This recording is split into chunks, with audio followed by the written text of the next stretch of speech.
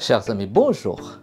Je suis Prosper Ansealoun, je suis chef d'entreprise et dirigeant d'entreprise depuis plus de 15 ans. J'ai créé ma première entreprise dans les années 2001-2002 où j'ai eu un échec après 2 ans d'activité et j'ai fondé une société de services aux entreprises en 2009 qui est devenue actuellement le groupe Kentia. J'ai créé aussi d'autres sociétés entreprises dans d'autres pays, notamment en Allemagne, le pays dans lequel je vis actuellement, mais aussi en France et ailleurs. J'investis également dans des sociétés et j'accompagne des entrepreneurs depuis 2006. Aujourd'hui, à travers cette vidéo, j'aimerais vous partager les valeurs ajoutées du business coaching, quelque chose que je fais entre autres ces 10 dernières années et qui me passionne énormément. Quand on parle de valeur ajoutée, c'est ce qui se passe avant et après aussi les séances de coaching. Le business coaching est cher. On parle de 100 € jusqu'à 500 € l'heure selon l'expérience de l'intervenant, selon l'industrie ou les secteurs ou domaines dans lesquels on travaille, mais aussi bien évidemment selon la situation économique du pays dans lequel l'entreprise à accompagner est installée. Il y a des travaux préalables avant d'accepter une mission de coaching. Du côté du client, il regarde que ce qu'on peut lui apporter, ce qu'on propose comme concept est adapté par rapport à ses besoins, ses attentes, ses objectifs. Mais aussi du côté du business coach, il essaie de regarder qu'est-ce qu'il pourrait amener au fait comme solution par rapport aux objectifs, par rapport à l'industrie, au fait, ce qui se passe dans ce domaine, dans ce secteur d'activité. Donc, il y a déjà beaucoup de travaux de préparation avant même d'accepter le contrat. Mais bien évidemment, avant chaque séance, il y a aussi des travaux parce que les séances, déjà, il y a des normes qui sont en place à respecter. On commence généralement par tout ce qui est analyse, état des lieux, analyse SWOT, et au fur et à mesure, on regarde par rapport à la vision, objectif, les problématiques qu'il y a dans l'entreprise, qu'est-ce qu'on peut apporter comme solution. Ce sont généralement des stratégies globales qui sont déclinées en tactique et en plan d'action pour atteindre des objectifs très bien définis avec des indicateurs en place. Ça, c'est ce qui se passe avant. Mais après chaque séance, il y a aussi des travaux, des attentes en fait par rapport à la décision. Un coach propose, l'entrepreneur ou le manager dispose, c'est-à-dire que c'est lui qui prend les décisions. Mais il doit en informer le coach pour qu'on puisse travailler ensemble sur le développement step by step de ce qui a été décidé et implémenté tout au long de la durée du coaching et pourquoi pas bien au-delà. Quand le coaching est bouclé, le coach doit mettre en place ce qu'on appelle un rapport stratégique qui est un outil de travail. Ce rapport stratégique complet n'est pas un simple résumé des travaux qui ont été effectués pendant les séances, qui peuvent être 10, 15, 20 séances, mais c'est surtout un document composé de plusieurs éléments. Voici quelques éléments clés qu'on devrait trouver dans ce document.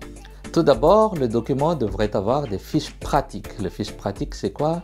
Ce sont des résumés, au fait, des constats qui ont été effectués, soit à travers des analyses, soit à travers des entretiens, soit à travers d'autres outils, les documents de l'entreprise, etc. Et par rapport à ces constats, on propose quelques types d'actions. Cette fiche pratique devrait être quelque chose de très simple, comme une espèce de checklist. Par exemple, dans les constats, on a constaté que l'entreprise n'a pas un système de commercialisation et qu'ils veulent, c'est-à-dire la décision de la direction et de l'entrepreneur au moment du coaching, est de mettre en place ce système. Il y a plusieurs manières de le faire. Ça peut être externaliser la vente en faisant appel à une entreprise. Ça peut être un engagement de quelqu'un internalisé, créer une équipe commerciale, comme ça peut être passer à travers des systèmes d'affiliation ou que sais-je. Mais dans la fiche pratique, ces éléments et ces choix sont bien mentionnés qu'on peut checker au fait quand après 6 mois, 1 an, 2 ans, on veut jeter à nouveau un œil sur ce qui a été décidé durant cette phase de coaching. Un autre élément qui peut être dans ce rapport stratégique, c'est un plan d'action détaillé. Dans ce plan d'action, sur un choix d'activité, d'une action, on met en place au fait les étapes. Par exemple, on va créer une équipe commerciale interne. Donc, préparation, qu'est-ce qu'il va faire? Job description, quel outil il a besoin? Mettre en place ces outils, ça peut être un matériel roulant, ça peut être des outils de bureau, ça peut être des éléments pour pouvoir travailler, c'est-à-dire acheter par exemple des bases de données ou que sais-je. Il y a des étapes pour pouvoir effectuer ça, il y a des échéances à respecter, mais surtout il y a des responsables qui s'occupent par exemple d'un outil de suivi, un CRM à mettre en place pour ce nouveau collaborateur ou nouvelle collaboratrice et ainsi de suite. Ensuite, on a aussi ce qu'on appelle les questions fréquentes et les solutions. Je prends un exemple de questions fréquentes. Qu'est-ce qu'on fait s'il n'y a pas de changement au niveau des chiffres d'affaires malgré la mise en place de plusieurs actions pour renverser la situation? Dans ce cas, dans votre question-réponse, il y a quelques recommandations qu'on propose au cas où, comme l'analyse des causes. Ça peut être un prix non adapté, le marché est saturé, ou de l'autre côté, on voulait vendre, mais une partie qu'on n'a pas fait, par exemple, on n'a pas assuré du côté du marketing digital, ou ça a pris du retard et on a avancé sur le marketing digital, mais il n'y a pas eu de support par rapport au côté commercialisation. Donc, on essaie d'analyser et on vous propose en fait ces éléments, soit cette analyse. Soit deuxième chose, peut-être qu'il y a des propositions que vous ne voulez pas mettre en place, vous ne voulez pas vous engager là-dessus, mais qu'on mette quand même dans les batteries au cas où ça ne marche pas. La solution A, qu'est-ce qu'on devrait développer comme solution B? Par exemple, diversification de produits ou diversification de services, en complémentarité par rapport à ce qu'on fait déjà et surtout par rapport aux besoins de nos clients actuels. C'est peut-être le fait d'affiner le marketing, plus ciblé vers notre type de clientèle, vers notre niche, plus adapté par rapport à nos services, par rapport à nos produits. Mais tout ça peut être aussi détecté à la phase d'analyse dont on a parlé. Donc, c'est ce genre de questions et dans la question et solutions, on propose au minimum 5 questions fréquentes. Il n'y a pas de maximum.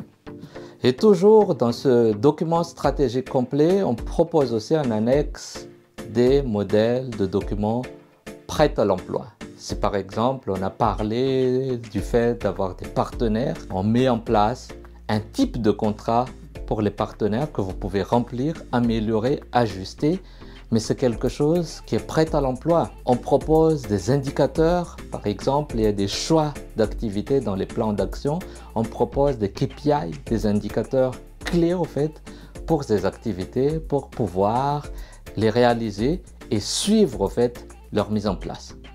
Dans cet élan, j'aimerais parler de la partie suivi, évaluation, où on donne quelques documents aussi.